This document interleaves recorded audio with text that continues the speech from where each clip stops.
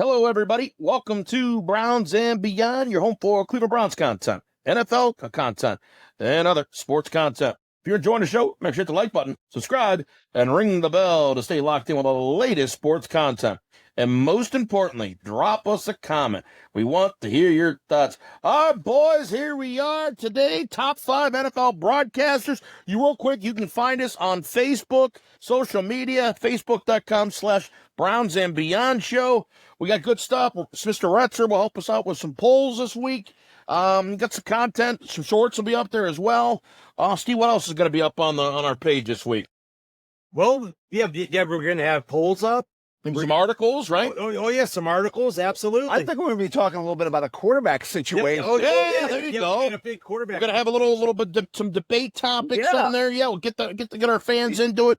Yeah, and I think we'll also be talking about our favorite topic today, which is top 5 broadcasters. We're going to put some of that up on our page as well, Brent. Let some of the audience decide on who their favorite. Yeah, that's right. There will be some polls on probably the top 5 broadcasters, right? Yep. What are your favorites, Brent? This is it. Oh yeah, this is Brent's favorite. This is my favorite. As Santa Claus came to town, and they like the top 5 games and all that. That's more of a date. Yeah, I kind of like football games, Brent. That's something I like. I'm more of the broadcaster. This is my kind of wheelhouse. Okay, guys, we will get right to it. And that is the Cleveland Browns and the Chicago Bears. They did match up yesterday for the first preseason game.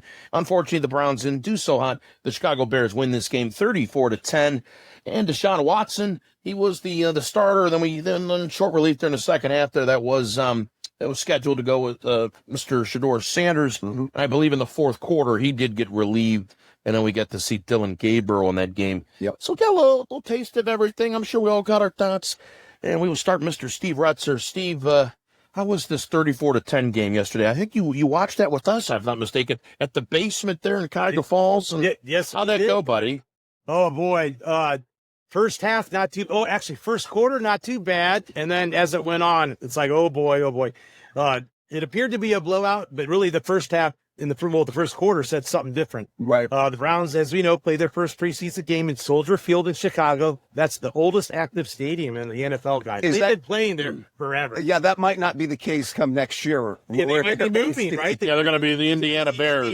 Gosh, that doesn't sound right. It doesn't. By the way, I was just in Chicago not too long ago, and I didn't go Al in. Capone was probably bootlegging back then, and the stadium was still up. I knew you were going to make that reference. Go ahead. I like Soldier Field. I think that's very historic. Yep. Don't forget about the 85 Bears. Yes. I do not want that place to go away. I want that place to. They also have some soccer events in there, so they do get to use it for some other things. I think it's part of the history of Chicago Bears. Why are we, guys? One of the flagship, franchises of the NFL. George Halas, I think, is arguably the most important character in the history of the NFL. He found this league. He'd be rolling over if he knew what was going on here. I firmly believe this. The city of Chicago, it's one of the greatest cities in this country. It is. They deserve better. Gale Sayers, everyone loved him. Dick Butkus. Dick Butkus. Name the names. Mike Ditka. Yes. God, you got to love Dick. Yeah, Walter. Come on, man. What a history. Guys, it's just not really good for this the city to go through this. And I'm a traditionalist. I think it is a done deal, right? Next year they're going to Indiana. I don't think it's a full done deal. Yeah, it's still in the works. There's still some final things that need to be worked out there. But all right, Steve, get right in, do some analysis of this game. Well, guys, the Browns had the lead 10-0, and then Chicago won the game 34-10, like Brent said, by scoring 34 unanswered points. Yep. Yikes. The Browns had to punt in their first possession, but looked good after that. Deshaun Watson got the start and played the first half like Todd Monken said he would, something the Browns didn't do last year, by the way, with Kevin Stefanski. That they played these guys like a series or two, and then they were out. Monken is giving these guys the test and letting them play. Steve, quick thought. We were talking to somebody actually watching the game the other day. He had a thought of maybe doing quarter after quarter. Maybe you go Watson first quarter, maybe Shedeur second quarter. Any thought on that, or did you like half versus half? No. I like half versus half. And game versus game. But it sounds good to go quarter, but that messes with the rhythm, the flow of the game. Okay. With your huddle, with your linemen, with your receivers. Yeah. But it sounds good in theory, but it's better to go half. I'm in agreement. Same thing. Yeah, I wouldn't do that. I think he's right. And I also don't forget Shedeur Sanders will get to start the second game. Yeah. So, but Steven, I did see something that was interesting in this game yesterday. We did talk about it. Yeah. That halftime interview, that wasn't good. The show was with Watson. It just looked like it was telegraphed to me like you're going to be the starter. Yes. Yeah. That's what I was about to get into. He looked way too happy. But go ahead, Steve. They say it's a quarterback competition, and we have to see by playing them. I think secretly they told Deshaun Watson, it's your job to lose. You can even play average, and we're going to give it to you. If you do a stink fest, then sorry, you got to be out, and that's understandably. If you could just look average, if you look good, great. If you look really great, then you're taking the job. I think secretly Haslam, Monken said, Watson, this is your job. Unless you lose it, don't lose it. And don't stink it up. Don't stink it up. And as long as you don't do that, even if he plays average, Dave, he is your weekend starter against Jacksonville. I can see that, Steve. We talked about Monken does, he's got to come in, he's got to win football games.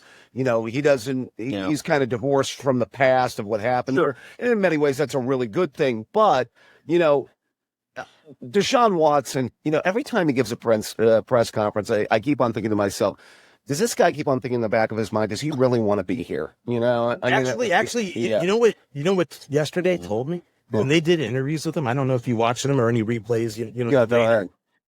He's smiling.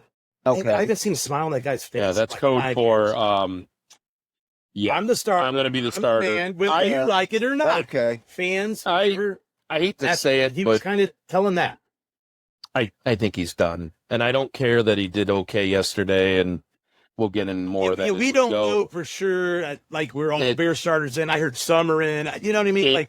Were they all in there? Was that second team? I don't think anybody's going to pick him up either for next year. Yeah, there's just too much damaged goods here. Yeah, it's just too damaged. So the quarterback position, most important position, someone would try to scoop him up. Let's be real. Yeah, maybe as a backup. His career maybe as a clipboard. Yeah, but I don't think as a starter. There's no way. Yeah, I just think too many teams have moved on. Yeah, Steve. Well, guys, Casey Concepcion, man, he had a game. Wow. Yeah. He had a nice punt return, 31 yards. Yes. And he didn't look small out there, by the way. Everyone's saying, he's 6 foot. He looks small. I didn't think he looked small out there by watching the game on the television, but hey, who knows? I mean, he's listed as 6 foot. He looked like a seasoned veteran out there, guys. He probably had the best game of any Cleveland Brown in this game against Chicago. Watson connected with Jerry Jeudy for a nice pass over the middle. Mm-hmm. Then my guy, you guys know who I think is going to be big time for us, Denzel Boston. Yes. Got a nice catch. I'm a big Denzel Boston fan. Yeah. He looked like a big X receiver that Cleveland has needed for all these years. As I've said, Steve, he will be what they thought Cedric Tillman was going to be. Good call. There you go. Good call. Because Ced Tillman, he's getting injured. He might not even make the team, But you are right. I mean, we finally got our big X receiver that we've been looking for years. Concepcion and Boston, they look like starters out there. They look like veterans, in my opinion. They performed well for rookies drafted by Andrew Berry, where they finally did what I said. Then Harold Fannin, he actually dropped a pass that Watson threw to him. It was right there. Fannin usually doesn't do that. It's unlike him. I mean, very uncharacteristic. Uncharacteristic. He's going to have a great season. It was a drop, no big deal. I was surprised because that is unlike him. Like I said, with that drop, Watson was 4-5 in the second drive, which concluded with a 50-yard field goal by Andre Schmidt, straight down the middle, 3-0 Browns. So we were off to a good start. We should have had a touchdown, but we'll take the 3, Dave. Yep. In Watson's third possession, he led the Browns down the field, connecting with Dylan Sampson for a nice screen pass. Mm-hmm. Sampson looks more like a third down back or a guy that can catch screen passes. Dave, we were talking. That's what I say. And I saw him a little bit as, New England always had these receiving backs, whether they all the way back to a Kevin Falk, to a James White. And I think that's his role on this team, is more as a third down back. The most carries he got last year, I believe, was 12. That was the first game against the Bengals because they had no Judkins. I think they need a back that can handle a little bit more than that in lieu of, Judkins getting hurt, or, just to give Judkins a breather. I harken back to the situation they had with Hunt and Chubb a few years back. I just don't know if Sampson's durable enough to handle a certain amount of carries. Love him as a receiver, though, Steve. Yeah. I think the Browns do need another running back. That's totally true. And yeah, he can't run the ball. If Judkins was to go down. He can handle a few carries. I just don't know how big of a workload he can handle. Well, guys, Conception had a nice catch for a first down in the drive, and then Amani Marshall ran on a draw play for 14 yards.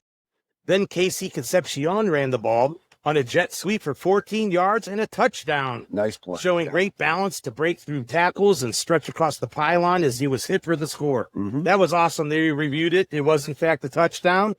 Like I said, Concepcion was real good in this game. I had no complaints on him. I was wrong. He was the right guy to pick up. I mean, sometimes you got to admit when you're wrong, but I'm still glad they got Mr. Boston in the second round shortly after. I can honestly say I'm happy we drafted him. I was having a flash, but here's my problem with these small receivers. Dave. Yeah. I was having flashbacks of like Hugh Jackson and Corey Coleman. Remember how good Corey Coleman was supposed to be? Yeah. I mean, and I'm like, oh man, the David Bells of the world and some of these other folks. Yeah, I get it, Steve. Well, we cut it short. We talked about it last year. Me and Brent talked about it, how this franchise has had a terrible track record of drafting wide receivers. Other than, maybe the one really good year out of Braylon Edwards and some Josh Gordon good seasons, it's been few and far between. As much as we talk about the quarterback position, the wide receiver position has been poorly drafted by this franchise. They actually had to go out and trade for Amari Cooper to get the best receiver they've had in the last probably 10 years or so here. But I feel confident with this draft, they may have just finally gotten it right at the wide receiver position, Steve. And man, it was about time, that's for sure. Tyson Padgett had a big play to Caden Davis. As we all know, Davis, a former Brown, he always plays great in preseason games. That's like his thing. He once had 2 touchdowns for the Browns in a preseason game. Watson did fumble, however, on a pass where his arm was moving forward as he tried to pass. It was clearly a fumble. Even after review, you had to admit, even as a Browns fan, it was a fumble. It was just unfortunate. The tackle got beat. It was the one play that Watson had. I don't think that was as much on him. I think the tackle just got beat around the edge. Yep. Padgett started moving them. He handed off to Rashawn Johnson for 18 yards. He then connected with Maurice Alexander for a touchdown. Mm-hmm. Defensive end Julian Akora had a nice sack where it looked like a horse-collar tackle, but it was legal, in fact. Michael Coates Jr. had an interception in front of the tight end. Corday Sindor had a nice sack on Padgett. Yeah, he broke on the ball really well there, Steve, which is what I thought was good. That was a nice break on the ball by Coates, and he may have a future. It'll be interesting to see if he can make the team. Padgett ran the clock down, and Bears made a field goal to make it 10-10 at halftime. Deshaun Watson was 11 of 15 for 125 yards, got sacked once, and fumbled once. Not bad play. I was surprised by his play, in fact. In the second half, Case Keenum went in for the Browns and led them to score a touchdown. In comes Shador, like Coach Monken said he would do. He had a few passes batted down, which that surprised me. So that's something he may have to work on. Shador did connect with Luke Floria on a long pass, probably one of the best Shador's made in his career so far. The highlight of the game, Steve. Gloria, Shador's got your number. A little flash dance, I thought the song went a little different than that, Steve. Yeah, don't quit your day job, Rats. Let's keep it. That's right. Yeah, keep it moving. The Browns looked like they were going to score, but then they handed the ball off to Ahmad Marshall, who was stopped on 4th and 1. Keenum then led the Bears to scores. The game was getting ugly. Yeah, it was interesting to see that, the way things went there, Brent. I thought that the quarterback play in this interesting with the rotation and all of that was interesting to see them bring in Shador in that second half. I had thought he was a little bit jittery at times, but he showed some good things, which is what I like. But time will tell. Keenum then led the Bears to the scores. It was getting ugly, guys. Then Shador overthrew his receiver for an interception. Yeah, he finished the day 6 of 11 for 79 yards in the interception. And then in comes, Dylan Gabriel. He also threw an interception. He didn't look good, throwing 5 of 8 for 23 yards. And, of course, his interception I just alluded to. Yeah. The Browns starters on defense are tough, but these backups, boy, guys, they need some work. They need some better depth. That's what I felt, because these second, third, and fourth string guys, I don't know. We need some more depth there. The game ended 34-10. It looked like a blowout, but Watson actually played fairly well, and Shedeur at times looked ready to play. I hope the Browns get it together against the Bills next week, because they crushed Carolina 29-14. The Bills defense looked tough. I watched that game last night while I was actually doing notes. Yeah, Josh Allen played a little bit in that one, didn't he, Steve? Yeah, he did. Yeah. Yes, he did. So adjustments must be made, and I'm excited to see Shedeur start. Go Browns, guys. Yeah. Well said, Steve. We will get right to it. Mr. Dave Greenshield. Dave, what was your take on this Saturday affair with the Bears and the Browns? Well, let's start with Deshaun Watson, which I thought was an interesting start for him. On his first series, he didn't attempt a single pass in the first series of the game. After a tripping penalty back Cleveland up to 1st and 25, Watson converted for the team's first down of the play, completing passes to Blake Whiteheart, Jerry Jeudy, and Denzel Boston. He then connected on his fourth pass following second down. So 4 straight completions. He looked pretty good. You know, Steve, when he could step back in the pocket, plant his feet, I thought he made some accurate throws. I thought so too, Dave. Yep. Tight end Harold Fannon's drop on that third down play broke Watson's completion streak. We saw the kicker Andre Schmidt convert that 50-yard field goal to give the Browns a 3-0 lead. Watson would go 8 of 9 for 102 yards in the first quarter. Again, when he was able to drop back in the pocket, plant his feet, I thought he was accurate on the intermediate throws. Todd Monken did a nice job of mixing in some under center stuff and some shotgun. So I thought we'd see more exclusive spread shotgun in a Monken offense. I was a little surprised they ran some under center stuff there. I thought that Watson, again, when he dropped back, he was fairly accurate. Would like to see him push the ball down the field a little bit more, see if he can show off that arm. I have a take on that. Yeah, go ahead. I don't think that was going to happen yesterday. So watching the game, it was very obvious that they were playing back. The Bears. Corners were playing off. I saw that. He was only going to be able to do the dump passes. You weren't going to see the full arsenal. Yep. And then people that I did, I guess when I was watching this yesterday, I didn't really notice it, but I heard some feedback later that when he did make his throws, you really couldn't tell if he had any zip on the ball. But I thought he did more dump passes. He threw what was there. I will say this. I don't think you got really much of anything from Deshaun yesterday. He made the plays he made, but they were dump passes. It was all short yardage. I heard none of them were over 12 yards. None of them. Exactly. It was shorter to intermediate stuff. Go ahead, Steve. His Shedeur's arm is much stronger than Watson's. That's for certain. Yeah. You are right. The defense was playing off, but I hope to see maybe they didn't want to unleash everything in the bag. Yeah, in context here, they're playing against backups. A lot of guys that probably aren't going to make the team. I hope we're going to see him make more throws deeper down the field. I did like the one to Jeudy and the one to Boston, but minus those two, everything was pretty short. Yeah, exactly. A lot of breaking routes, some slants. But yeah, you have to see some deeper stuff, deeper dig routes, maybe some straight go routes. So it'll be interesting to see if they can do that in these upcoming preseason games. Early in the second quarter, rookie wideout Casey Concepcion took that jet sweep, rushed 14 yards to dive over the right pylon for that touchdown to make it 10-0. Steve alluded to that in his breakdown. This wide receiver group, it just looks like a clear upgrade. Already early on, I think it's a clear upgrade from what we had a year ago, Steve. I'm really excited about these two rookies. Oh, me too, Dave. I think it's excellent. I mean, it's like night and day. So much better.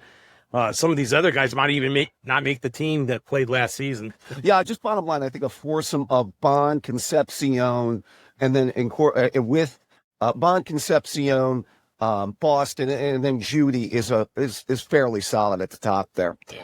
The half didn't end particularly well for Watson and the Browns. Cleveland's offense went for it on 4th and 2 in Bears territory, and Chicago defensive end Jean-Marie Croma strip sacked Watson and recovered the fumble for the Bears' first takeaway of the preseason. It did appear the tackle was beat on that strip sack. To be fair to Watson, that turnover I don't think was entirely his fault, Steve. No, I don't think it was. Like you said, that the guy rushed him. I don't put a lot of blame on Watson on that play. Right, exactly. The one encouraging thing with Watson after we kept on hearing in camp he was throwing in 1 million interceptions. I guess the one positive takeaway is he wasn't throwing the ball to the other team. So, yeah, if you want, at least he didn't have interceptions. There you go. So if you want your silver lining, there you go. Yeah, but the coverage was so soft. I agree. I agree. I'll be honest. That didn't tell me nothing yesterday. Him playing yesterday, that told me nothing. I saw more of Shador and Dillon, what they had to deal with. Watson and the coverages were so soft. It was just like a peewee game to me. It was. I mean, that is true. Nothing. Like I said, I was watching the second half of that Carolina and Buffalo game. Even Buffalo's backups looked solid. They got after Kenny Pickett. I mean, they were on him like crazy. You could see something different in this game coming up. One of the things, and we're going to get into this when we talk about our position groups, and we keep coming back to this. The Browns, through their drafting, are starting to build up some of the frontline starters a little bit on this roster, Brad. But it's the reserves. It's just the depth that we don't have in certain areas, and in a lot of areas that's really lacking. So the Bears finally got some offense going after that. The score came with quarterback Tyson Bagent finding Maurice Alexander breaking open across the middle of the field. Alexander saw a lane and ran in the end zone to motor in for the score. That made it 10-7 late in the second quarter. Cairo Santos closed the half with a 51-yard field goal to tie things up at 10.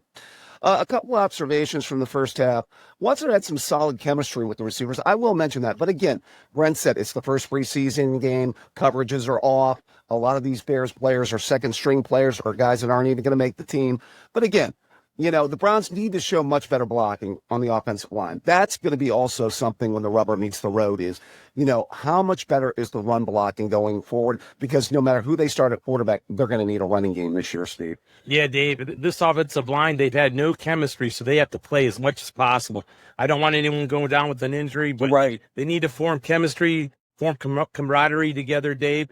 That's very important because the guys up front, I mean, you need to, like you said, run the ball and protect for pass protection. So, yeah, and obviously Monken wants a power running the game to go along with that spread offense, no doubt about it. Watson finished the half going 11-15 for 126 yards, no touchdowns and no picks. The second half gave us the first look at Shador Sanders. By the way, the Bears opened up the second half and took the ball down for the first lead of the game. Former Browns quarterback Case Keenum, our quarterback in 2021 who backed up Baker Mayfield, probably should have played that year in lieu of Baker's injury and starting to throw interceptions. Yeah, I think so. Baker was playing injured. Yeah, I could have been relieved. I will tell you this. To me, I heard a lot of different opinions yesterday after this game. Guys, I did not think Shador played as bad as everybody said he did. I did not. I thought he looked better than Watson as far as his composure. I saw him let that one ball get away, and that was about it. But Watson doesn't look comfortable back there. He just doesn't. I don't know. Well, let me get into it a little bit with Shador. By the way, former Browns quarterback Keenum, he dropped that who replaced Tyson Bagent at halftime. He dropped a screen pass to Salvin Ahmed. Ahmed took it methodically and followed his blockers down the field, finding a path on that right side and taking it to the house. That gave the Bears a 17-10 lead with 13:05 left in the third quarter. Sanders did get off to, I think, a solid start. He had plenty of time in the pocket on third and 13, and he hit that nice down the field shot to Luke Floria in the middle of the field. Now, to be fair, Brent, Floria was wide open. And he had a clean pocket there. But again, I agree with Steve. He's got a stronger arm than Deshaun Watson. You would add that, right? Yeah. You can clearly see he looked like more of a quarterback yesterday than Watson. Well, Watson he just looks out of place. Just doesn't look the same as he just did. I'm going to get into a couple of the positives here in just a second. That drive didn't end well after the Browns tried to run up the middle on 4th and 1 from the Chicago 5-yard line. Bears quickly got into the backfield and shut down Amani Marshall, holding him without any gain. In fact, I think he may have lost a yard. Keenum led a 7-play, 61-yard touchdown drive in the final minutes of the third quarter, capping it off with a 6-yard touchdown pass to Britton Brown to make it 24-10. Bears with 30 seconds left in the third. Sanders' 11th pass attempt sailed over the head of Malachi Corley, and quarterback Benny Bishop came up with an easy interception. His first pick of the start of Sanders' second season. By the way, he did throw 10 picks last year, so this was his 11th interception. Yeah, I think he had 7 touchdowns, 10 interceptions. Yeah, it was just not a good way for Shador to end things. He would finish 6 of 11 for 79 yards passing with the 1 interception. Looking back at it, I do think Shador showed a nice arm. The shot downfield to Flory was nice, but again, he was wide open. He did a nice job of taking his checkdowns. We did talk about going through his progressions. But he still needs to improve on his decision-making. It just needs to get better. That's one thing to watch for, because that interception was bad. He just closed on a bad note, though, I think. Dave, I don't think it was as bad as what people say. Go ahead. I saw him make that pick. Yeah, that was bad. But for the most part, he looked way more comfortable than Watson did yesterday. Well, I don't know. Did you see? He looked way more he looked like he played the part a lot more than he did last year. I think last year I noticed him looking lost. Well, you know where you're really going to be able to tell he gets the start in Buffalo. That's really where you to see. Yeah, because it'll be more fair, the first. Shador in preseason games was always with the third and the fourth and That's the fifth right. and the sixth. That's right. I see him with starters. That'll fair tell point. Then we'll get the story. The heat check. The heat check. That's a fair point. What I would say is this though, Brian, just he had a clean pocket there, so it wasn't like he was rushed, and he airmailed that one. So again, the decision making's got to get better. But a couple of things I did like going through the progressions. I did like his pocket presence a little bit. Yeah, and you saw the strength of arm. So if you want to go there, I get it. Don't you agree? He looked better, looked different and more improved this year. Now, again, it's just a small sample size. I only played one quarter, guys. Well, okay, but bottom line to Steve Retzer's point, next week, you see him with the first string. And if he plays dog doo-doo next week, I'm going to have a different take. To be real with you, that might be the biggest half of Shador Sanders' career so far as a Brown. Yeah, that's true. That might be next week, Steve. Oh, absolutely. I can't wait to see him actually play with the starters. Yeah. Well, that was the day for Shador and her second-year quarterback, Dylan Gabriel, and it was not a good day for your guy, Dylan, by the way. He overthrew receiver Cole Wilson on 3rd and 12, and Bears cornerback Benny Bishop grabbed another easy pick. He went 5 for 8 for 23 yards. Brent, he's seen 10 of it. Brent, I took a couple. I know. Brent, I thought this guy was telegraphic. I thought he knew that. He was he's a computer. He's a computer, remember? Steve was with me yesterday. You were gone, I think, Dave. When Steve looked at me and I looked at him, we're like, they're just terrible. I thought remember the movie with the Bad News Bears? Okay. I kind of thought it gave me those vibes yesterday. When Dylan threw that pick, I was like, remember in the, I'm going to say the word, remember the movie Major League and the grounds crew guys, they were pushing the tarp out and they all looked at each other and they said it in some foreign language, like they're still shitty. Yeah. It's bad. Guys, it looked bad. It just did. Last year, Stefanski first off drafted Dylan Gabriel and kind of covered him like a baby, but made sure that there was no mistakes, short passes, that kind of thing.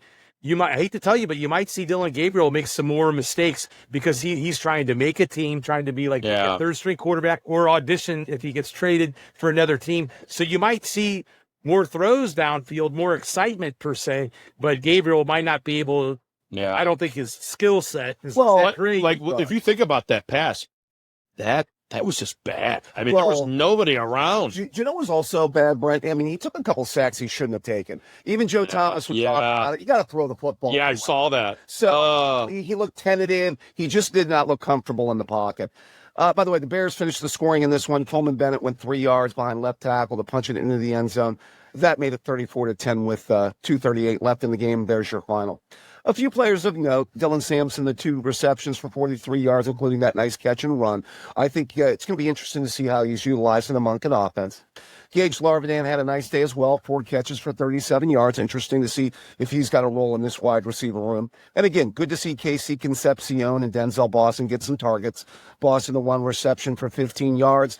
Concepcion, the 3 passes for 27 yards. That nice run for a touchdown as well. We only saw Judkins get 4 carries. The number 2 back, I think, is very much up in the air and worth monitoring going forward. Right, Steve? Yeah, Dave, this game showed me. Well, let me say this. Rocket Sanders, Raheem Sanders. Yep. I know he's a veteran, but he's not the answer. No, I'm just telling you, he's not. Yeah, I totally agree. As we're learning, the Browns should know this. If we know this, the Browns know this. Sampson is your third. He's your James White. Yeah. Good player. Third down back. Catch some screen passes, but that's about it, Dave. They really need to pick up a guy off of waivers, maybe a veteran, but someone that has some wheels. I mean, they're going to have to run. You can't put everything on Judkins. I do expect Judkins to get like that 18 to 20 carries per game, But if he were to go down or something like that, you got to have another back ready to play, Dave. Yes, pray for health of Quinshaw Judkins this year, Browns fans. Yep. Undrafted rookie Davon Booth had 4 carries for 53 yards on the ground. Raheem Sanders only got the 2 carries, with Dylan Sampson getting 4 carries in this one. On defense, Michael Coates had that nice interception while trying to make the roster. It's going to be interesting to see if he's got a place on the roster. And good to see Julian Akwara get a sack. He was signed in the offseason to be a contributor on the D-line. We're going to get into the D-line here in just a little bit. Just an overview. We need to keep a little perspective here, folks. It was the first preseason game, as Brent said. The Browns did get to see all 3 quarterbacks, and it was, to be kind, mixed. I'm just going to be kind. Wow. Well, I think mixed is kind, isn't it, Brent? Okay, it's C minus D plus. Well, okay. I was going to say C to say mixed to Steve. I don't know if you have a thought on that. Let's put it this way. They're at the, because in college you got to get a 2.0. That's pretty close to the Mason-Dixon line there of college. And you can make an argument that's probably a D plus. They might have missed the mark. Guys, it's not good enough. It's not. Yeah, I give it like a C minus. Like I said, Watson surprised me. He didn't play terrible. Shador, you got to see what he does next week. What this game showed me more than anything is our 3rd and 4th and 5th and 6th string guys. We don't have much depth. No. And that's scary because those guys are going to get time in the preseason because that's what happens every year for every team. And it tells me we're going to have to rely on our starters. Yeah. Yeah. And big time. And they better not go down because we're proving we don't have a lot of depth, especially on defense. We're supposed to be our best. Well, our defense is supposed to be our best accolade for the Browns. Well, what is that? That's a rebuilding football team. It was good to see Watson complete a few passes here in closing, even though it came against backup players who might not even be on the team. It was good to see what he looked like in a Monken offense. I found it interesting. They mixed in the under center looks. I was really pleased to see Watson have some timing with his receivers again. That looks to be a much improved position group at the receiver position. We still need to see if Watson can push the ball down the field. Most of the throws were short to intermediate. That's fine for now. But Monken does want a QB who can hit some down the field shots. It was good to see Watson simply not turn the ball over. He was doing that way too much in camp. So that'll be the one positive I'll take. He didn't throw the ball to the other team. So on to Shador, a nice down the field throw, a few checkdowns, a couple of batted passes. That could have been a little bit better, and a bad pick to end things. I think about summarizes his day. He did show a little bit of progress going through his progressions. The problem is we still have to see him avoid making that big mistake. The interception, to my view, was bad. His decision-making really needs to show some improvement. We still need to see him at least with the starters next week. Will be his moment of truth. We'll see it. The first half, to me, is really important for his future, as I mentioned earlier, Steve. Yeah, absolutely. And Shador, you know what this is telling me? I mean, just seeing that interception. I'm not as upset as you about that, Dave. Me either. He's going to take some chances. He's a gunslinger. Okay, well, I'm not calling it was a bad Favre, pass, but it was only one. Just keep that in mind. All right. I think Shador is going to become a gunslinger. So you're going to see that sometimes.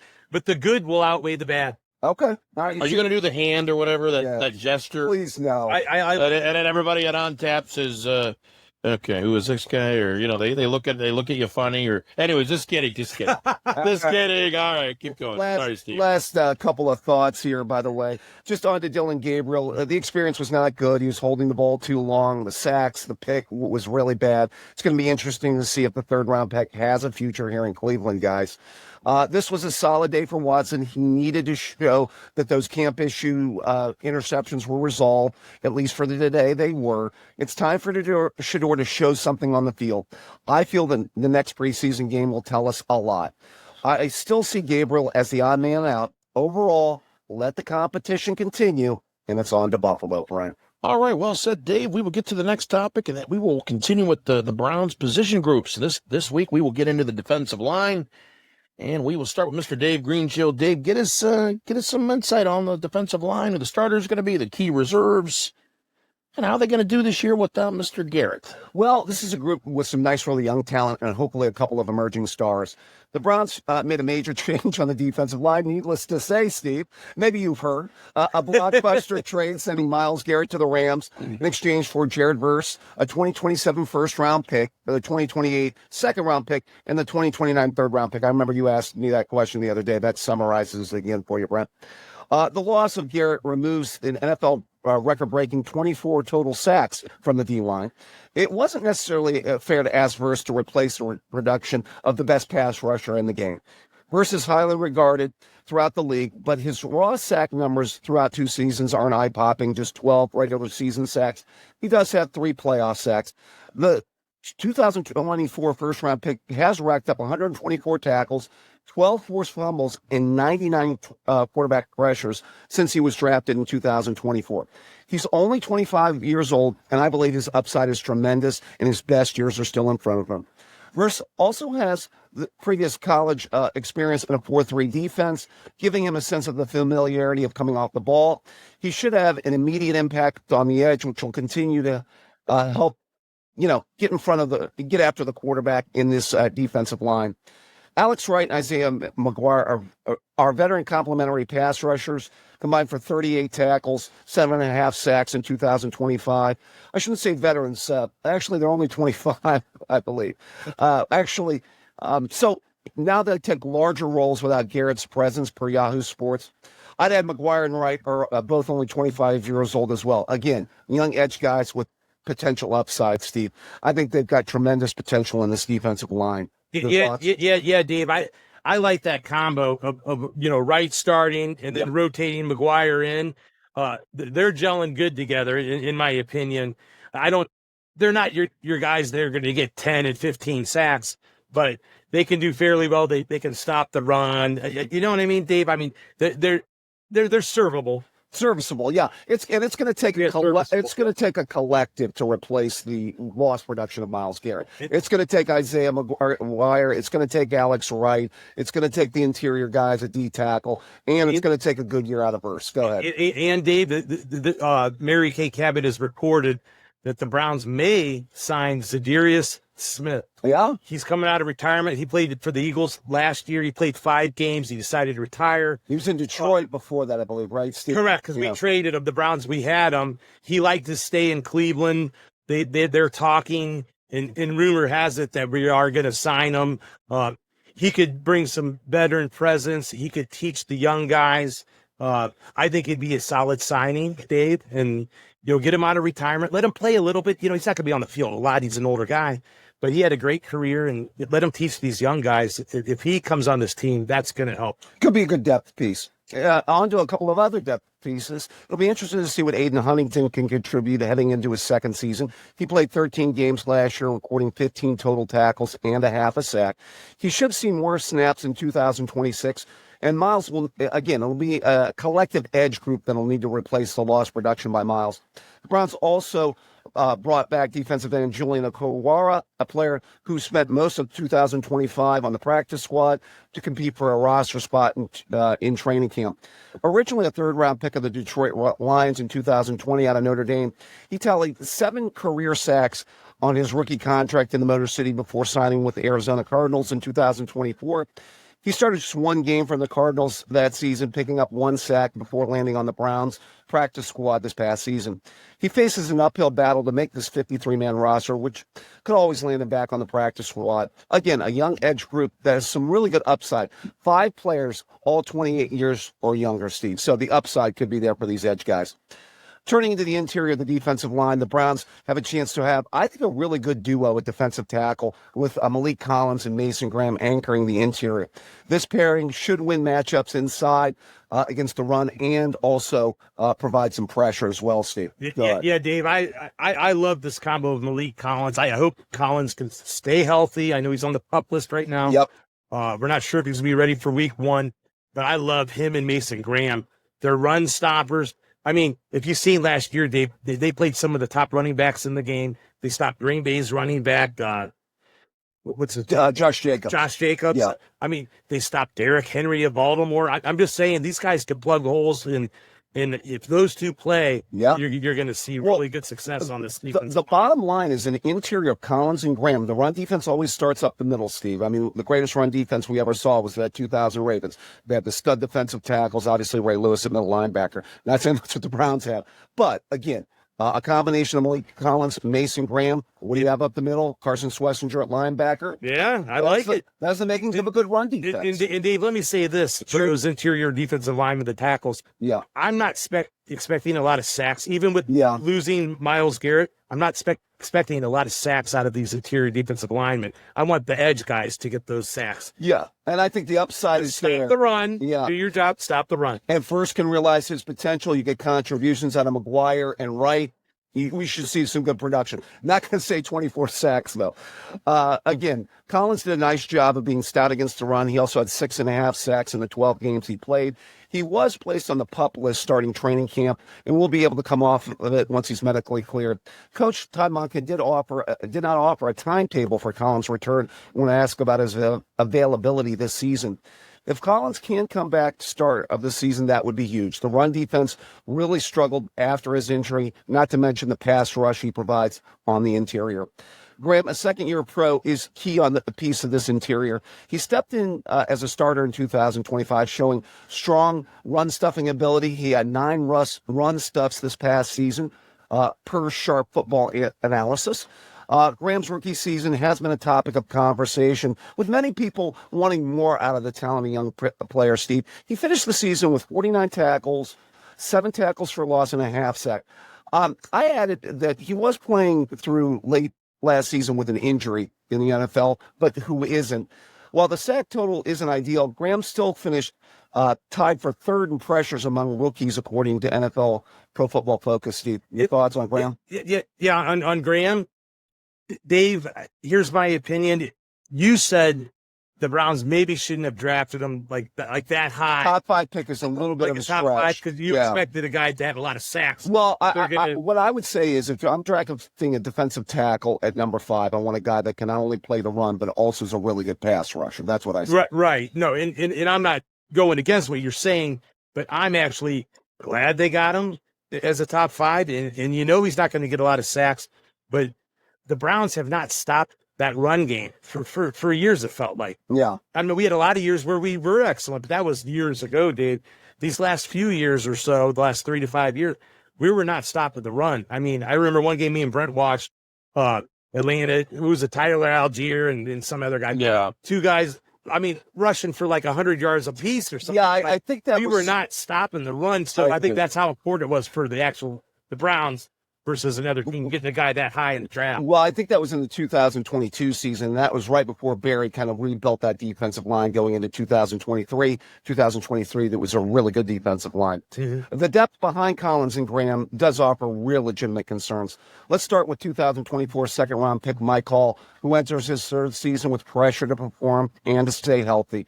That'd be big for Hall. He'll have plenty of opportunities to shine in, I believe, an increased role as a rotational guy. He's struggled to stay on the field throughout his career, missing games due to injury and suspension. He only appeared in 8 games in 2024 and 9 games in 2025. He should see more snaps in 2026, and the Browns need a rotation guy at that position. Calais Davis was signed in the offseason to add depth, a veteran with experience, who played in the trenches and played 17 games last season with the 49ers. Elijah Chapman was also signed in free agency, adding depth and versatility to the interior. He only appeared in 5 games last season for the Giants after appearing in 17 games in 24.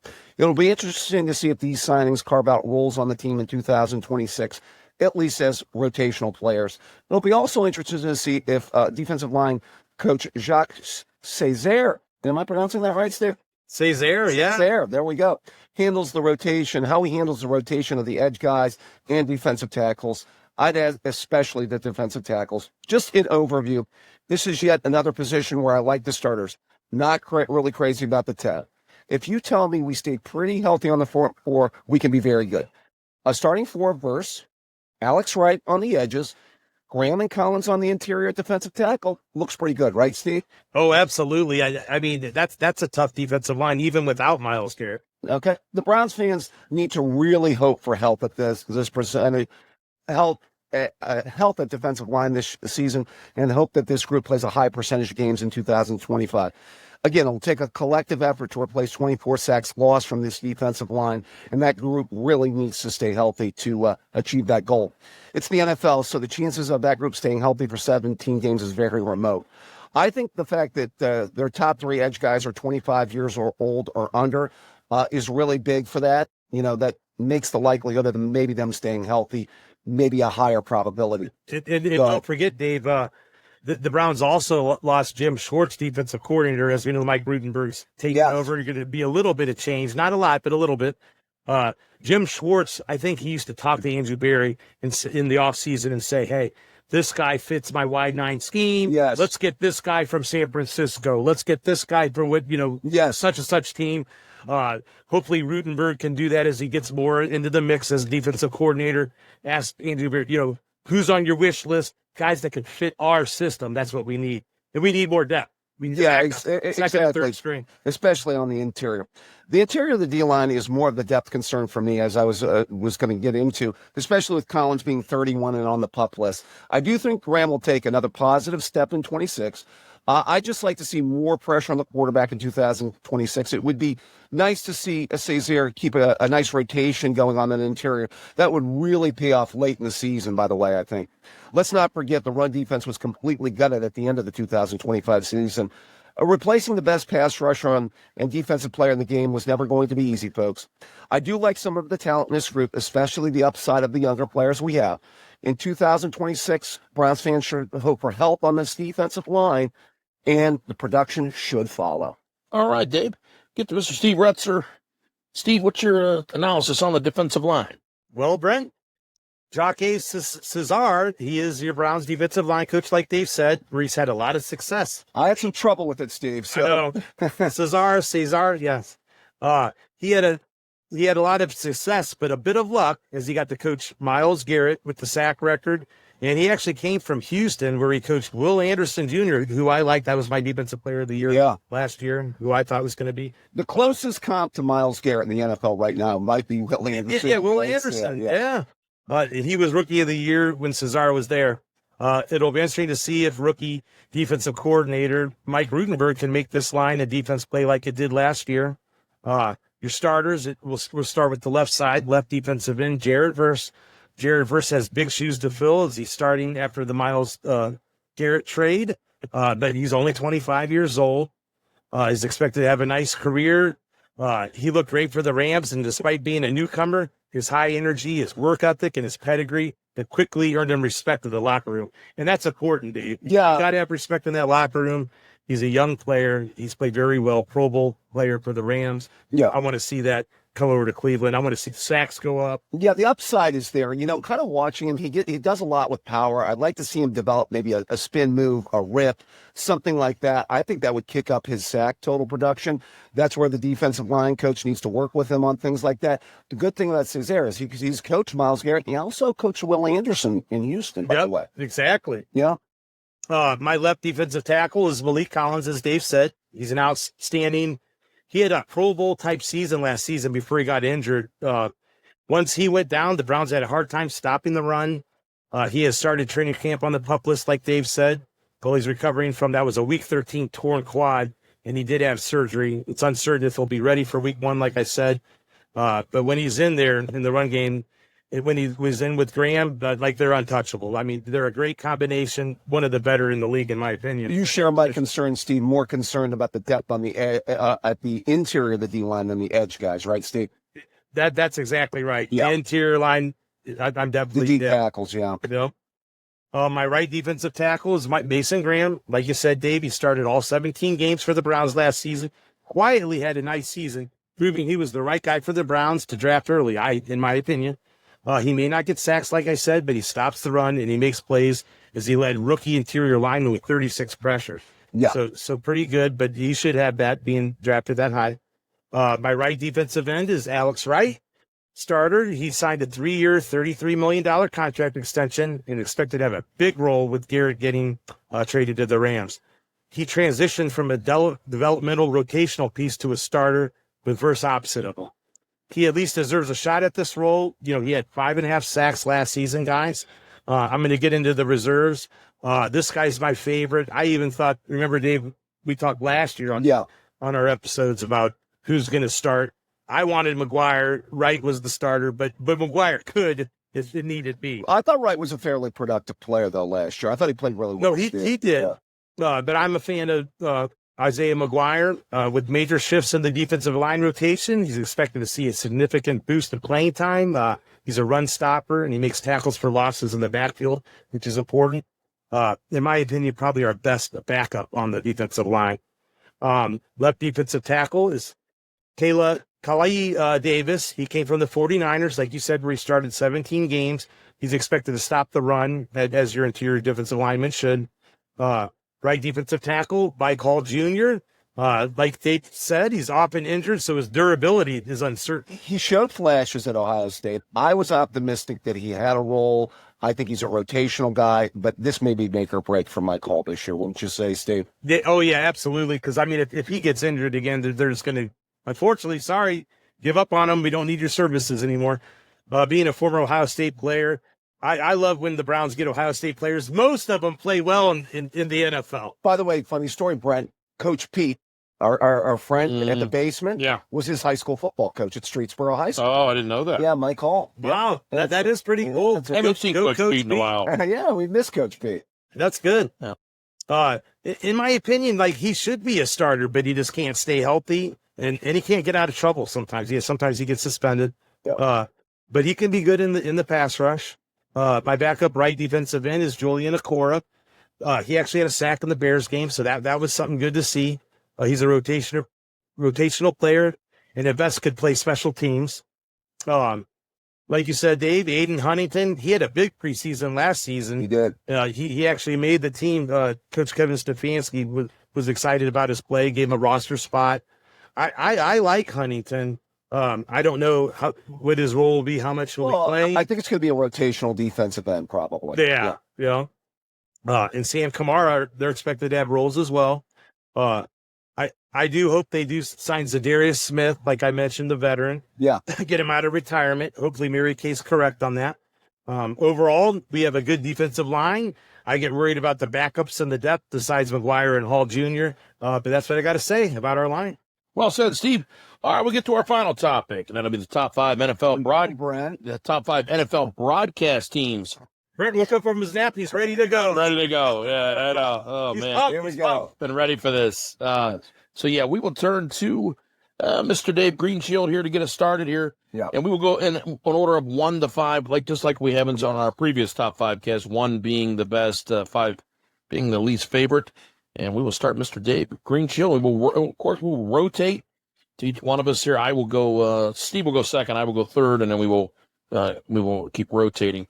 Dave, who is your top broadcast team? Here we go. Joe Buck and Troy Aikman. What? Yeah, here we go. Oh my God! Here we go. Okay. Wait, maybe Here we go. maybe the best baseball and football combo announcers. Let's my take a look God. at it. They called 6 Super Bowls together, plus more than 40 playoff games. They're the longest tenured broadcasting team, officially entering their 5th season, doing ESPN, ABC's Monday Night Football. Just got the bag too, not too long ago. I feel that Aikman has really improved over as a broadcaster over the years. At first, I thought he was a block of wood. He wasn't good. He's really gotten better at breaking down the game. Plus, his on-air personality has improved as well. I love his chemistry with Buck. Although I think Buck has this strange kind of man crush on him that's just sometimes a little bit, different. Don't you think, Brent? I don't know. I don't know. Touch on baseball. They'll get to call the Super Bowl, by the way, this year at SoFi Stadium. They're my choice for number 1. Like I said, dual sport, number 1, Joe Buck. I get it. Yeah, it makes sense. Now. Steve Rutzer, Steve, I know you're gonna give me something better than what he gave. Yeah, come on, that was come on, what do you got? No, who's number 1? I hope so, Brent. I got Jim Nantz and Tony Romo. They are my favorite broadcast team. What? Well, as we know, Tony Romo. Didn't something happen here, Steve, to where they're no longer a broadcasting team? I don't know. But if he will probably get suspended. Yeah, as we know, Romo future is. He already did. Okay, but we don't know the time. The exact time. Yeah, I know. Don't know the time. After he got a DUI, guys, he was at a golf event. I mean, there's nothing wrong. He calls me all the time. Charity golf event. Okay. Give you a little better excuse. He calls me all the time. He says, try to tell the officers guys, I was at a charity golf event. Nothing to see here. Can we move along? Here. He was doing calisthenics in the OVI video. He was trying to stretching, and he was like a track meet. He was like Jesse Owens, and he's like bending down. And I'm gonna compare this to Star Wars. You know, when they're on that thing, it's Luke Skywalker, and Obi-Wan. Yeah. And they talk to the Imperial stormtroopers. They go, nothing to see nothing here. Yeah, move along. Yeah. And the that's what you want to say here. Okay. Go ahead. All right. Go ahead, move on. I'm here for the whole Star Wars reference. I know what he's saying. Like, there's nothing to see here. This OVI that he could have killed 30 people on the road, there's nothing to see here. Anyway. And by the way, he's got this thing where he loves watching these OVIs. All these YouTube videos. It's your thing. Well, tell me you didn't like answering the one for Romo. I didn't want that trouble. I like him. He's my favorite broadcaster. Come on. Do you have any optimism for Watt and Nance as a duo this year, Steve? You have a thought there? I'm not a big fan of J.J. Watt, but we can say he's not bad. Okay. I just Brad, you want to throw? I love it. I want to see Watt. Upgrade? No, but I like the fill-in. Okay. Great fill-in. Yeah, I like Watt. Good job. I watch him on the McAfee show, so I'm a big he's got a good personality. Yeah, I like Watt. All right, guys, my number one, you know who it's going to be. Mr. Greg Olson and Joel Davis there. They're really good. That's my duo. Guys, I think they're the best in the game. You know, Mr. Davis, he does some baseball. Olson, he's always been at the top of his craft. He had the big payday. Then Brady got in there, and they had to bump him down his salary, so he's no longer number one. But they are number two. I just think they're by far. It's not even close. I think they're the best in the business. It's just Davis isn't a big name, and that's kind of why you don't hear about it. Yeah, he's getting there, and he does a great baseball. By the way, his baseball. No, I just don't even think it's even close. I think it's those. Brent, you really liked Olson with Burkhardt, right? Even though. Oh yeah. I did. I think that's who he wanted to. Yeah, but I like Davis more than Olson. Okay. Yeah, but I like Olson too. I like them both, but I'm just saying if I had to pick one out of the two, just like your boy Aikman and Buck, who if I had to take who the better talent is, yeah, they did different jobs. I think Aikman's just a better talent than Buck. I think out of but that's just my opinion. Olson and Davis. I got Joe Davis. Well, you told me in secrecy the other day you like my Seahawks pick for their best running back. Well, yeah, your view on announcers and your view of NFL running backs is about the same, Steve. Well, you know, Brent's best decision is when he listens to me talk. Oh, there you go. A year later, there you go. He rolls with my. He's on my point of view. He likes to tell me. Then a year later, he joins. He joins. He likes to bring this up, by the way. And it's a thing that he goes, I'm always right, and can't you be more like me? And anyways, all right. So bottom line is Olson and Davis, number one for me. We will turn to Mr. Dave Greenshield. Dave, get us number two. Kevin Burkhardt and Tom Brady. Let's go, as the GOAT would say. He stepped up his game in year number two. Brady has shown noticeable improvement in year number two after a rocky start. And we talked about it last year, guys. But there's still lots of room to get better. I will say a little bit better delivery. He needs to avoid the rambling a little bit. But, that's why Tom Brady got $375 million from Fox, by the way. I heard, guys. Burkhardt has just done a masterful job of replacing Joe Buck as the number one commentator on Fox NFL coverage. Fox may have the two best. They may have the two best guys in Davis and Burkhardt. Burkhardt's that good, by the way. Yeah, Davis and Burkhardt are definitely the for the as much for, as for the play-by-play. Those are the top two. Yeah. He was an excellent analyst with Olson. We'll get to your hero in a minute here, Brent. He's one of the best in the business, and he's quickly inching towards legendary status himself, in my view. It's fortunate Brady's been matched with someone who's been able to kind of help him grow in this position. I'm interested to see what this crew does in the future. They're improving, and it shows checking in at my number two spot. All right, Steve, what do you have here for number two? Well, Brent, I also have Kevin Burkhardt, Tom Brady. There we go. You won me over, Steve. You won me over. You had this crew in your top five last year. I did. Yes. You guys didn't like him so much, but I know you had to see what happened. Oh, we're back to got to follow Steve. I'm more of like I just take a chance. I just feel like I have a natural gift. And I take chances. You guys like call it a sixth sense. Yeah, I got a sixth sense, Dave. You guys like to see it first. The Bruce Willis movie and Steve, though. You guys like to see it. Got a little kid. Sorry. you guys like to see it first and then believe it. I go on whims. I got that sense. And I ain't being right. I'm not right all the time. Saw the Sixth Sense. He had 20 high noons later. We saw that. It's okay. Sorry, buddy. That could be it. I know. Anyways, going. Like Dave said, after a rocky debut, Brady showed major improvement and stronger chemistry with Burkhardt. They got high reviews. They covered the Packers and Bears playoff game. Yeah. The NFC Championship with the Rams and the Seahawks. They got real good reviews, by the way, as a team. They have unselfish teamwork and Brady's rapid adjustments from trying to play a traditional broadcaster to simply just talking like an elite quarterback. Yeah. That's helped it. They are more relaxed, and they should be great going to 26 with much improvement. That's my number 2, Brent. Well said. My number 2, Jim Nantz and Tony Romo. Okay. I don't. Here's my take on it, guys.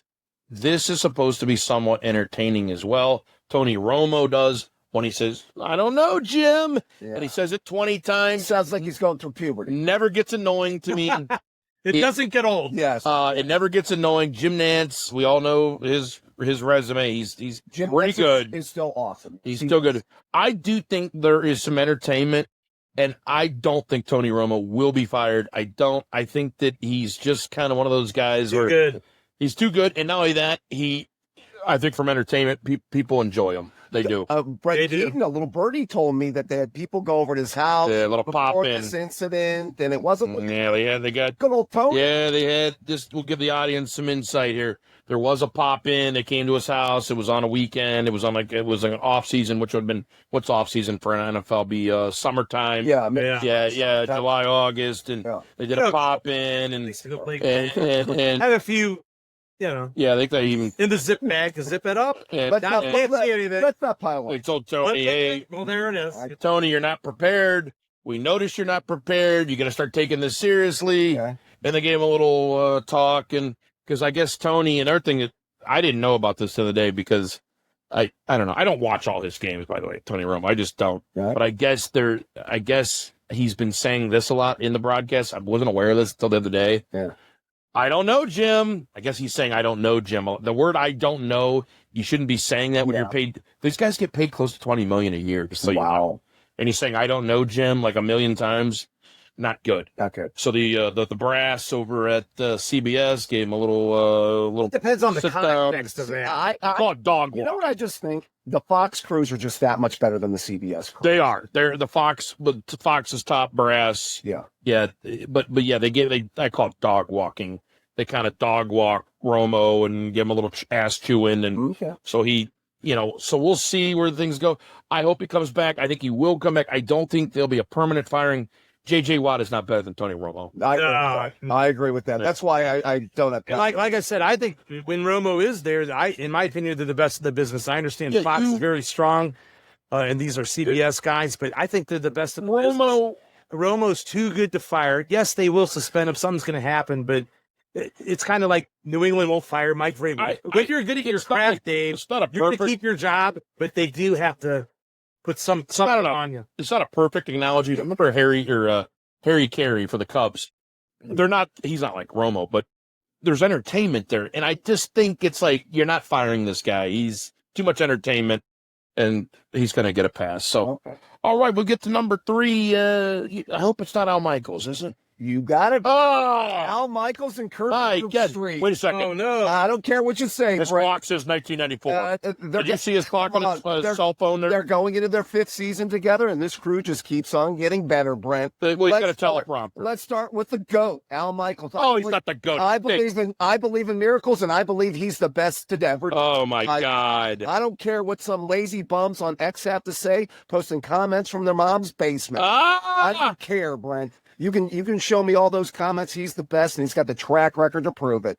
It was good to see this crew get some good games to call last season. By the way, the Thursday night games don't always have the best in that matchups. According to Brett Keaton, they had the best game of the year last year. It doesn't help. Oh, yeah, that game with the Seattle and the Rams. It doesn't help that these teams are working on a short week, by the way. I would add that. I need to add, my guy Herbie has really grown into this role of calling NFL games. He's a pro. He's shown he's just good at breaking down the college, just as good, by the way, at breaking down the NFL game as he is the college game. That's not always an easy thing to do, by the way. This crew has only gotten better over the last 4 years that they've been together. I can continue to expect great things, by the way, in 2026. I hope they continue to get some quality matchups, and let's hope they get good games.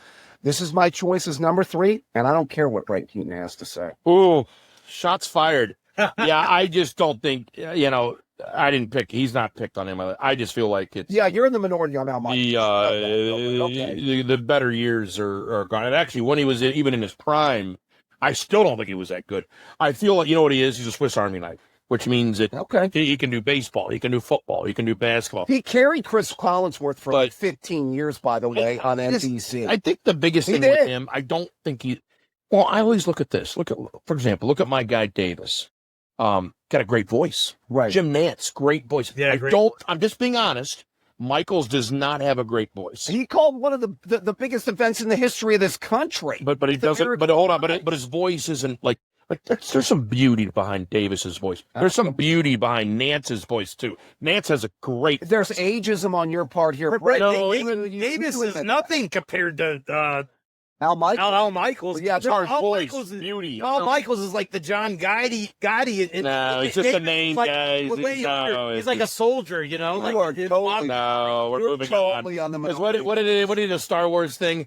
Nothing to see here. Yeah, come on. All right, we're gonna get to your number 3. Got a long way, Brent. Just telling you. Al Michaels. Yeah, been there, done that. Are you guys? His trajectory is. Are you guys gonna recreate the movie or the show Bosom Buddies? What are we doing here? Come on, stop kissing his butt. All right, who's your number 3? Number 3, boys. I have Mike Tirico and Colin Collinsworth. Like the NBC Sunday Night Football. Tirico stays smooth and keeps the broadcast moving. Collinsworth gets genuinely excited about big plays and elite players. His passion translates well to viewers. I just love the way Patrick Mahomes does that thing, Mike. It's a little annoying, but I still think he's good. Yeah, he's awesome. Collinsworth is my favorite, but Tirico, it's been a few years now, Dave. Yeah. And they're gelling real good together. They share a strong rapport built on heavy game preparation. These guys do prepare. If you said Romo doesn't, these guys do. Tirico has improved, I think. No, Tirico's always been good in my view. Yeah, he's always been good, but I think he's getting better even as he gets older. And they share a love for the history and the storylines of football. I hear these guys in my sleep. Sometimes I like to have a few high news, maybe early in the day. A few. And you're relaxing. You don't say, yeah. And you're hearing Tirico and Collinsworth. I'm sorry, when I'm at home, that's what I hear. Yeah. And I could sleep, I could take a nap, I can relax. Okay. And you're also hearing the Uber. You're also hearing the Ubers here to get you too. Oh yeah. Anyway. We're getting you. All right, my number 3, I got to pick him. Burkhardt, top of his game. Burkhardt and Brady. I did say that Brady stunk in year 1. I agree with it. I did think he did better He had here, a big too. jump. I do. Well, his trajectory to me is Troy Aikman. Aikman was not great at the beginning. He got a lot better. So my problem with Brady, I thought year 1 was definitely he was a little bit stiff. Year 2, I definitely just watching Tom Brady. I'm giving my opinion about his not his football career, but he does better when he's laughing and he's smiling and he's enjoying himself. That's why I like Romo. Romo seems like, even though they talk crap about him, he's always having fun, right, Steve? Romo's having fun. Oh yeah, I got a big observation here, guys. I just want to see your thoughts about Brady. I think Brady. Now it's going to take years. This isn't overnight. Sure, yeah, but let's just say 5-10 years later, he's going to be better than Troy Aikman. Maybe. I'm not doubting it. No, because I said upward trajectory. Also, too, with Brady, I've been watching him. A few years. Listen, you guys have watched the roast. So, yeah. Dude, Brady's kind of good on some. He's guys. Yeah, he's pretty good. Nobody saw it for like 1,000 years when he did those press conferences and interviews in New England. He was just a block of wood a little bit at times. Yeah, but he's serious. Yeah, no, he is serious. But when he changes gears, he's fun. Yeah, he could be fun. Nobody breaks down film or has watched more film or has seen more plays than him. Yeah, I think the book's still open on Brady. I will say this: I was down on him remember that year 1. I was down on him. It was bad. It was bad. And I think winning all those Super Bowls doesn't hurt anything. I think people want to hear his insight. Even football fans are just average fans that don't know as much as us guys or something like that. I think they want to hear what Brady has to say. They know who he is. They know he's one. Yeah, that's true. They want to hear. He was the GOAT.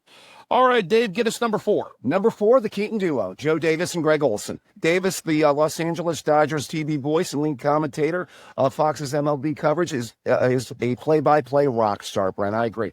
This guy is the younger version of Joe Buck, in my view, and maybe even better. His trajectory is that good. I like his delivery, and he has that necessary excitement on his voice on every call. I've long been an Olsen fan. He breaks down the game really well for the viewer. He lost his job to the GOAT. I mean, $375 million. You would lose your job to the GOAT, too. The GOAT's going to get what he wants. Yeah, the GOAT is the GOAT. And also, too, don't forget, guys, about Brady. He also got the payday and a jump, not because of performance. He's a name. And guess what name does? Eyeballs. Right. Well, but this may have actually worked out better for your guy, being paired with somebody as quality as Joe Davis, by the way. That's true. Yeah. Him and Dave, I like that pair better. Yeah. Go ahead. Yeah, it says a lot that Fox has the 2 best broadcasting guys, I think, in Davis and Burkhardt going forward. I think their trajectory is that much better. I love the Fox crews. Hello, CBS. You need some improvement because after Nance and Romo, even if you want to put that one up there, a lot of their isn't it a jump? Who is the who else is the the one is coming up in my list. I'm not gonna mention it because one's coming up and I gotta get it. I'm going to surprise. I don't like the CBS crews that much, nearly as much as the Fox crews. This is a strong duo, by the way. They make every game fun to watch, and they check in at my number 4. Steve, who's your number 4 here, buddy? All right, boys. I also have Greg Olson and Joe Davis, Fox Sports, like we just said. All right. Greg Olson breaks down complex modern football strategies and analytics, so it's easy for even the average fans to understand without getting overly technical.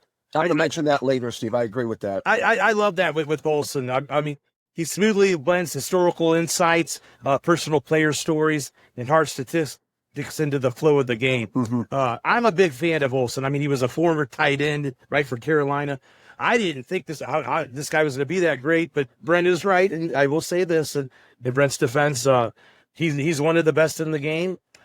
Knows his stuff. He knows his football. He blows Romo away when it comes to knowledge. Well, he does a good job of delivering it. Yeah, that's true, too. Thing, right? Yeah. Okay, so I'll get to Joe Davis. He does bring a smooth, steady voice and a clean delivery. It's earned widespread acclaim as a premier voice for the NFL and Major League Baseball, as you mentioned, Dave. I am a fan of Olson, and he does a great job being that corner tight end, like I mentioned. He's like Caleb Williams, Drake May. Everybody likes his trajectory, it seems like. As a broadcaster. Definitely there. Yeah. That's my 4. Yeah, my number 4 guy is going to go with CBS. Their second tier there, and that'd be Mr. Ian Eagle and Ross Tucker. Tucker, not as good. He's the color, but Ian Eagle is by far one of the best in the game. I don't know if you guys have noticed it. That was I know that Michaels has been around and he's got experience, stuff like that, and I get that. But I'm a big fan of the voice. I like somebody that can do a voiceover. Right. And Ian Eagle has got a great voice. He also does NBA. Yes. On he was doing on Turner. Now I think he's on NBC. Mm-hmm. So Ian Eagle, very good. Like I said, been around for a little while. I don't know, nothing much more to say other than I think he's a class act. Yeah. Ross Tucker. I know. I think he's solid, but there's a lot of play-by-play. You know what you could say about this? Better than Ross Tucker, I'll just say that. A guy at Ian Eagle's stature probably needs to be teamed up with somebody a little bit better than Ross Tucker. Yeah, they could upgrade there. They could upgrade because Ian Eagle's very good. Yeah. He's at the top of his game. All right, we will get to number 5. Dave, what do we have? I'm going to go with Tirico and Collinsworth. Collinsworth's been criticized for sounding too repetitive during the cast. As I mentioned earlier, he's a bit of a kiss ass. That's the thing I really take away from him.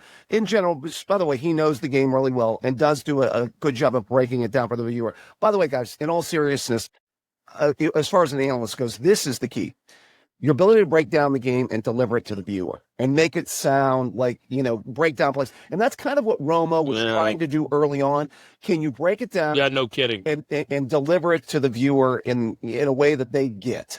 Steve, you have a thought on that? Yeah, I think Collinsworth does it well, and Greg Olson.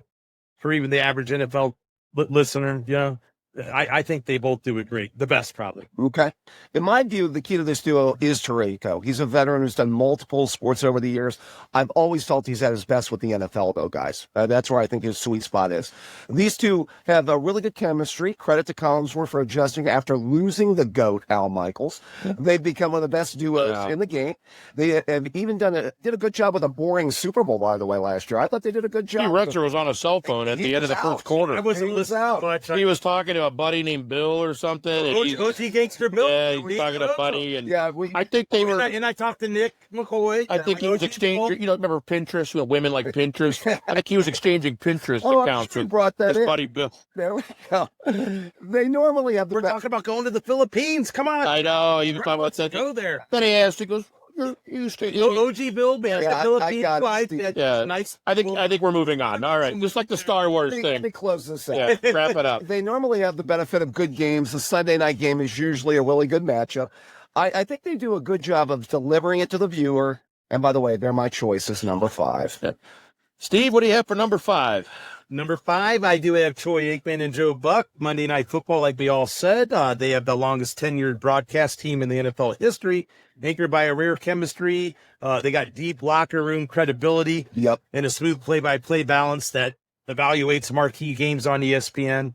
Aikman is a Hall of Fame quarterback. He brings firsthand high-level tactical analytics and authentic critiques of modern quarterback play.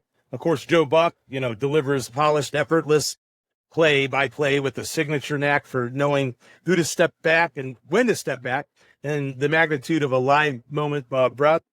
I think they do have good jokes. Of course, they've been together for years. There's a lot of witty banter there. Yeah. They have some good banter, Dave, at times. And they're my number 5, guys. Okay. All right. Well said. My number 5, you guys already talked about the Mr. Tirico and Collinsworth. Yeah. Mike Tirico to me is very, I know that he's been around for a while, but I actually see improvement with him. I don't think, this is the part you guys are going to be shocked, I don't think he was that great 5 years ago. Okay. I feel like now he has perfected his craft. I like listening to him. Well, some people always saw him more as a studio guy. That's true. You know what I mean?